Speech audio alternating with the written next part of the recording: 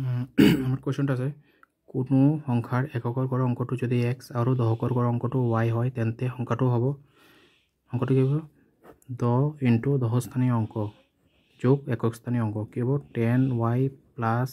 x তারপর কি হ'ব 10y প্লাস x নেক্সট আমার অঙ্কটো আছে x square minus 5x plus 6 ক x মাইনাস 3 হরণ কৰি পোৱা হৰণফলটো তে কি হ'ব আমাৰ x মাইনাস 3 যদি আমি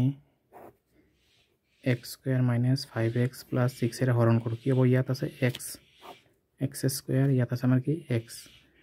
কাটিলে কি থাকিব এটা x থাকিব তাৰ মানে ইয়াত কিব আমাৰ x into x কিব x square 3 into x minus 3x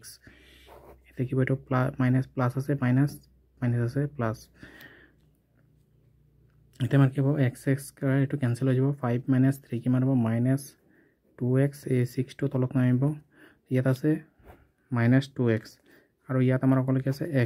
x কাটিলে কি থাকিব 2 minus 2 তে ইয়াত কি হ'ব minus 2 देखो minus 2 into x minus 2x minus minus plus 3 to the 6 ইয়াত হ'ব প্লাস ইয়াত হ'ব মাইনাস এটো ক্যান্সেল হৈ যাব থাকিব আমাৰ 0 তো आंसर কি হ'ব আমাৰ তো হৰণ ফলটো কি হ'ব আমাৰ x minus 2